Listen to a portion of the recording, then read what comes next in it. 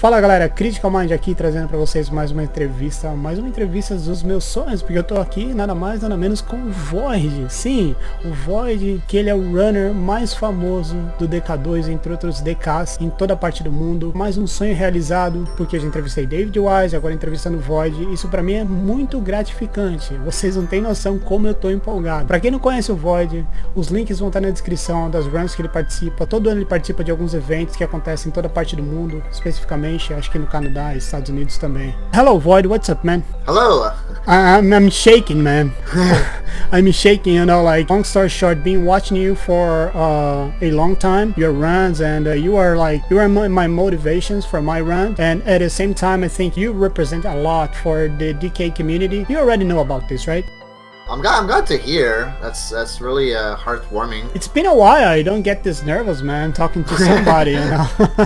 It's yesterday I got this thing in my mind going on, and I said, okay, he's live, so let me try to ask him if there's a possibility for a interview for my humble channel. I have interviewed a couple actors for the video game industry, almost the whole Mortal Kombat cast, Mortal Kombat 1 and 2, Barry Leach, which composed the soundtrack for Top Gear. Do you know Top Gear? I've heard of it, but I've never played it myself. People hated Top Gear, but in Brazil, people love Top Gear. It's kind of crazy, you know? The first question, man, I'd like to ask you is like, how long have you been running DKC2? I mean, 2. Specifically DKC2, I started learning in summer of 2014. And, it was on and off back then. I didn't really know back then if I wanted to actually take speedrunning as seriously as I ended up doing. Therefore, it was on and off up until December of 2014 when I witnessed the world record at that time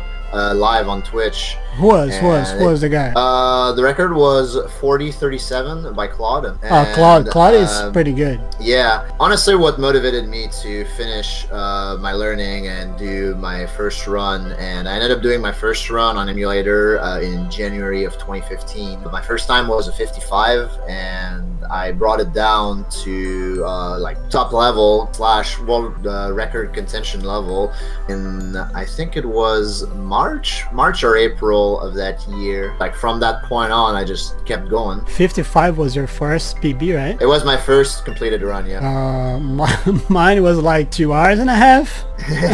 And then I did practice a lot before doing my first run, and also before being able to finish my first run. But yeah, back then I was like really happy with that being my first completed run. Yeah, I went down to 140 and then an hour, and then I said, okay, it's impossible under an hour, and then 55 minutes, and then I said, okay, maybe we can go lower than 50, and then I got 45, so that's my personal record, like you're happy with the 45. Yeah, I'm happy with the 45, man. But for me, like I'm running this game every single day, and I'm going live on YouTube, not Twitch, but on YouTube, and there are people watching, and like they are rooting for me. That motivates me a lot. Do you sometimes still get emotion with the songs and stuff?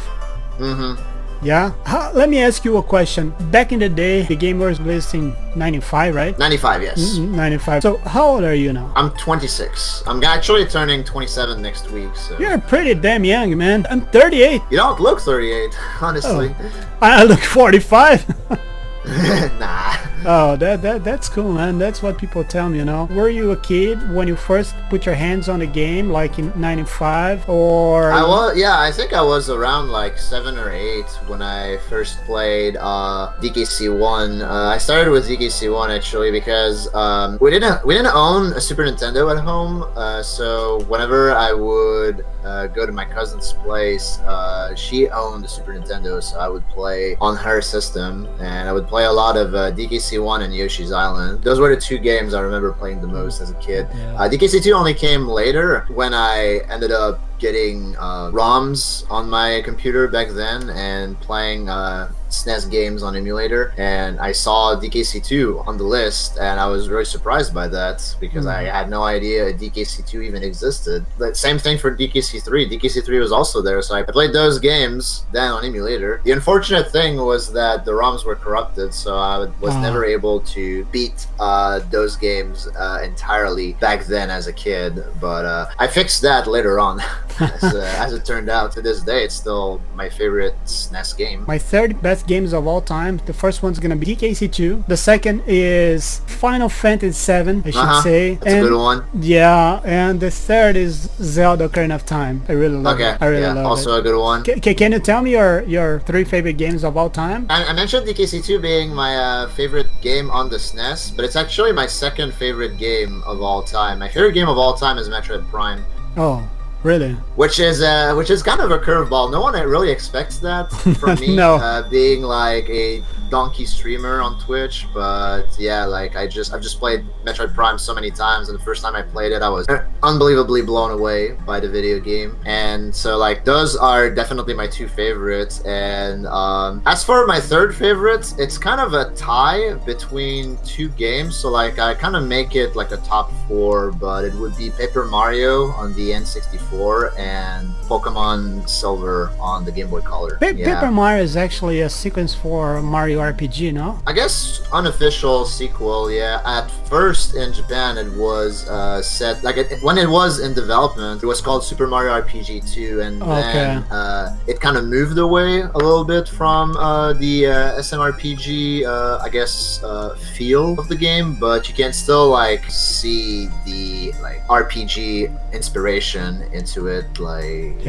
and it's great. It's interesting because I played Paper Mario before I played SMRPG casually, so when I went back and played SMRPG for the first time, I did see the comparison with Paper Mario immediately. But like I know that a lot of people have SMRPG as their favorite game over Paper Mario, but for me it's the opposite because I played Paper Mario first. Okay, so that's this nostalgic value, right? Yeah, definitely. Here, I don't know if you can send a background. I got a couple. I do, yeah. SNES like cartridges and stuff. I got the Mario RPG, the American version and the Japanese version. I got the Lion King, the American version, the Japanese version, Aladdin, the Japanese version. I like to collect these different versions and stuff. Awesome, yeah. As I told you, I used to run the Lion King for SNES because that game was a nightmare as a kid.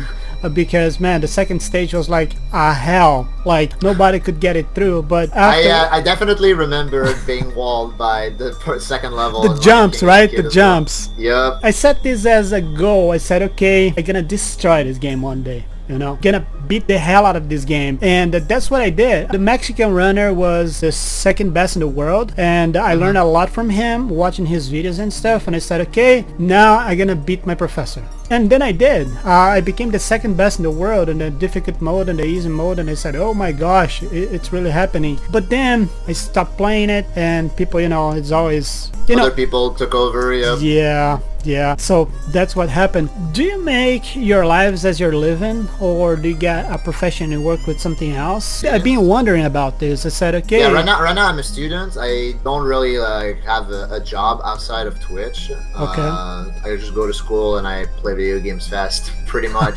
Play video games fast to pay for college, and it works out for me, so I'm pretty grateful for that. You are the best DKC2 player in the world. There's nobody better than you. Sorry. I try to be. You are. Come on, man.